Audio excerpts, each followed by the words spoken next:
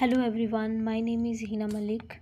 Welcome back to this YouTube channel. This video is about JAIIB exam, means Junior Associate of Indian Institute of Bankers. इस video के last में मैं आपको अपना score card भी show करूँगी because I have cleared this exam in my 2023 which was my first attempt.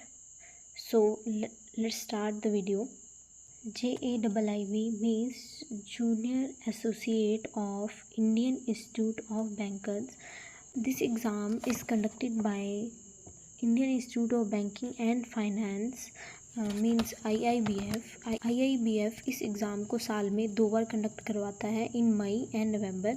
JAIIB is a flagship course and associate examination by IIBF which is only applicable to the registered members of IIBF. Means you have to register first in IIBF as a member before applying for this exam. And अगर आप IIBF में as a member register होना चाहते हैं तो आप IIBF के साथ रजिस्टर्ड बैंक या इंस्टीट्यूशन के रेगुलर या परमानेंट एम्प्लॉई होने चाहिए. कुछ इस तरह की डिक्लेरेशन IIBF आपकी रजिस्ट्रेशन के टाइम लेगा.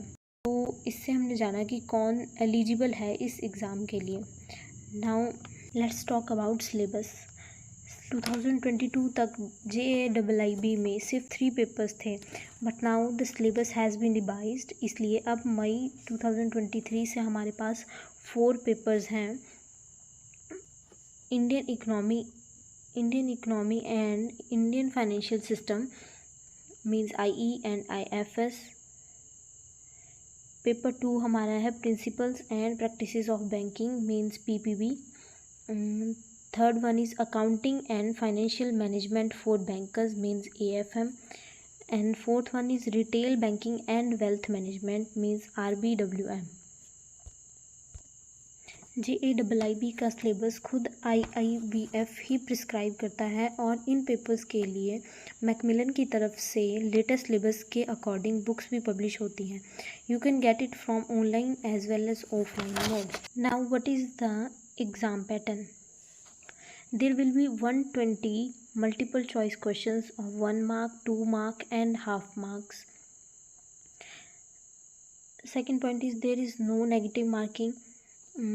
The exam will be conducted in online mode only. Maximum time allowed is 120 minutes.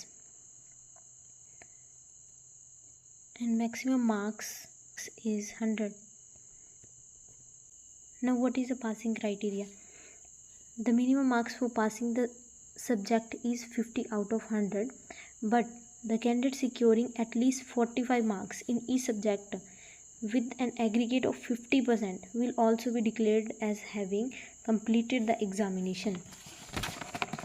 जब मैं आपको अपना स्कोर कार्ड दिखाऊंगी तब इसको फिर से डिस्कस करेंगे, लेकिन उससे पहले JAIIB के बेनिफिट्स की बात कर लेते हैं. So there are monetary as well as non-monetary benefits of attempting JAIIB.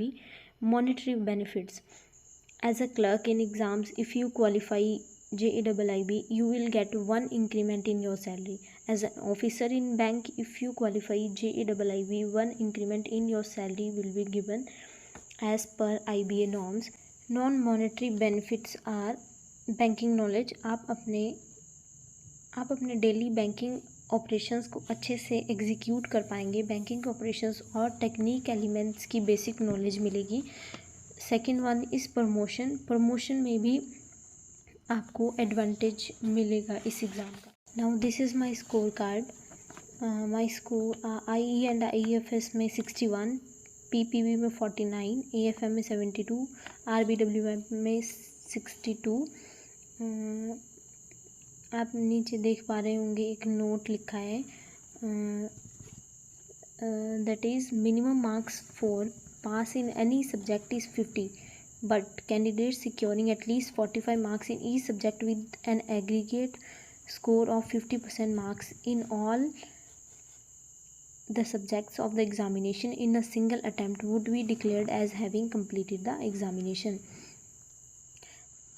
अब आप देखिए कि मेरे 3 सब्जेक्ट्स में तो 50+ मार्क्स हैं बट PPB में 49 हैं बट मेरा एग्रीगेट रिज़ल्ट पास है. सो ये जो नोट दिया है ये इस बात को जस्टिफाई करता है कि if you have aggregate marks of 50% in all subjects so you will declared as pass in the examination. सबसे पहले मैं बता दूं कि I am from science background और कई चीज़ें जैसे कि अकाउंटिंग सब्जेक्ट मेरे लिए बिल्कुल ही न्यू था, बट फॉर्चुनेटली मेरे उसी सब्जेक्ट में सबसे ज़्यादा मार्क्स आए हैं। सो डरने की कोई बात नहीं है अगर आपने पहले कभी इन सब्जेक्ट्स को नहीं पढ़ा है। तो अब मैं आपको बताना चाहूँगी कि मैंने कितने दिन और कितने घंटे पढ़ाई करी थी। एक्चुअली मैंने 2 महीने पहले से 2 आवर्स पढ़ाई करना शुरू कर दिया था। मीन्स मार्च के लास्ट वीक से 1 मई तक मैंने 2 आवर्स ही दिए। बट जैसे कि मई में ही एग्ज़ाम था तो उस मंथ में मेरा थोड़ा ही सिलेबस कवर हुआ था, इसलिए मैंने जो डेडिकेटली पढ़ाई करी है वो मई में ही करी है। इसी वजह से जिस वीक में 2 एग्ज़ाम थे उसमें से एक में मेरे 49 भी आए हैं, because you can't cover such a lengthy syllabus of PVB in 2 और 3 डेज़।